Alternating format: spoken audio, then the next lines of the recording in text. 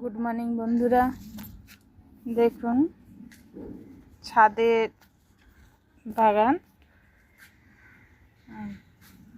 এই সাইডটা পুরো ফুল গাছ। আর ওরে বাবা, এখানে একটা উল্টে পড়ে গেছে।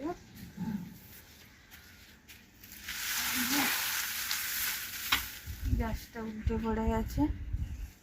আর এটা হচ্ছে সিম গাছ, এখনো হয়নি। এবারে বেগুন গাছ, এই যে বেগুন ধরে আছে, এই যে সব বেগুন ধরে আছে। অনেক বেগুন হয়েছে। এগুলো হচ্ছে দোপাটি ফুলের গাছ। আর এইটা হচ্ছে কুমড়ো।